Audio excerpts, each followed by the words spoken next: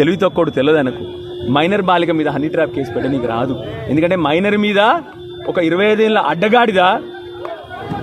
అడ్డగాడిగా లైంగిక వేధింపులు చేసినప్పుడు హనీ ట్రాప్ కాదు. ఆమె హనీ ట్రాప్ చేసినా నువ్వు ట్రాప్ అయినావు దాంట్లో. దయచేసి అర్థం చేసుకోవాలి.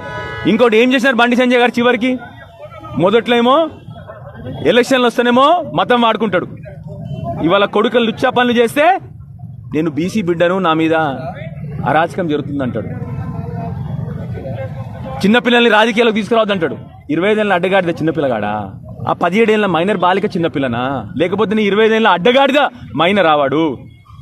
అడ్డగాడిద పనులు చేసి చిన్నపిల్లల్ని రాజకీయాలకు తీసుకురావద్దంటావా? ఈ సంస్కారం నీ కొడుకుది ఎక్కడి నుంచి రాలే బండి సంజయ్? నువ్విచ్చిన సంస్కారమే, నీ భాష, నీ గుటుక, నీ ప్రవర్తననే ఆ పిల్లగాడిని అట్లా తయారు చేసిందని చెప్పి నేను ఇవాళ ప్రెస్ మీడియా ముందుగా నుంచి చెప్తా ఉన్నా. ఆ పిల్లగాడు అట్లా తయారైందంటే ఒకటా రెండా ఎన్ని నేరాలు చేసిన పిల్లగాడు మీ అందరికి తెలియదా? కొట్టుడు, ర్యాగింగు, బుల్లింగు, కాలేజీలలో అమ్మాయిలు వెనుక పడడము, వందల నేర చరిత్ర ఉన్న పిల్లగాడైనా ఎక్కడి నుంచి వచ్చింది ఆ సంస్కారం ఆయనకు? నువ్వు నేర్పించిన సంస్కారమే కదా బండి సంజయ్.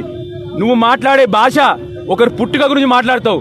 ఇవాళ ఏ పుట్టుక గురించి మాట్లాడతావు బండి సంజయ్? మరి చెప్పు, ఇవాళ ప్రజలకు చెప్పు. ఇవాళ చిన్నపిల్లల్ని రాజకీయాలకు తీసుకురావద్దని ఒక సెంటిమెంటు, ఆఖరికి మళ్ళొక సెంటిమెంట్. నిన్న ఎవరు నమ్మకండి నేను ఏబీవీపీ అని ఏడడం.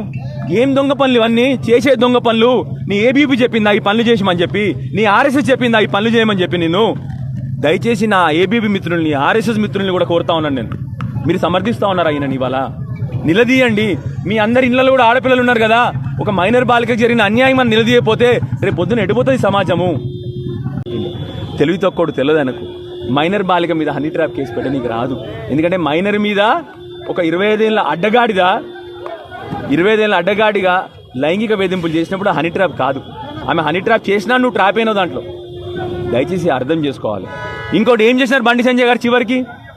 మొదట్లో ఏమో ఎలక్షన్లు వస్తేనేమో మతం వాడుకుంటాడు. ఇవాళ కొడుకులు లుచ్చా పనులు చేస్తే నేను బీసీ బిడ్డను, నా మీద అరాచకం జరుగుతుందంటాడు.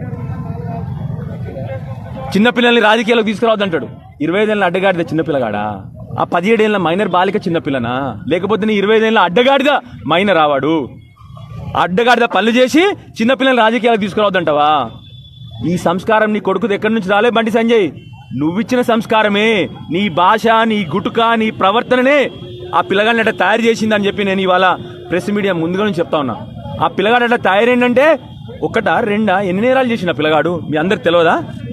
కొట్టుడు, ర్యాగింగు, బుల్లింగు, కాలేజీలలో అమ్మాయిలు వెనుక పడడము, వందల నేర చరిత్ర ఉన్న పిల్లగాడైనా ఎక్కడి నుంచి వచ్చింది ఆ సంస్కారం ఆయనకు? నువ్వు నేర్పించిన సంస్కారమే కదా బండి సంజయ్.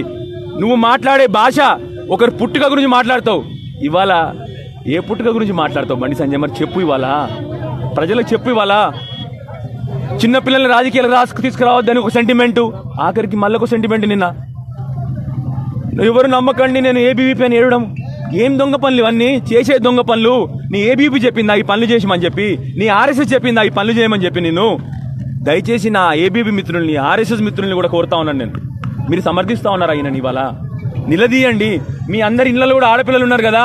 ఒక మైనర్ బాలికకు జరిగిన అన్యాయం అని నిలదీయపోతే రేపు పొద్దున ఎడిపోతుంది సమాజము.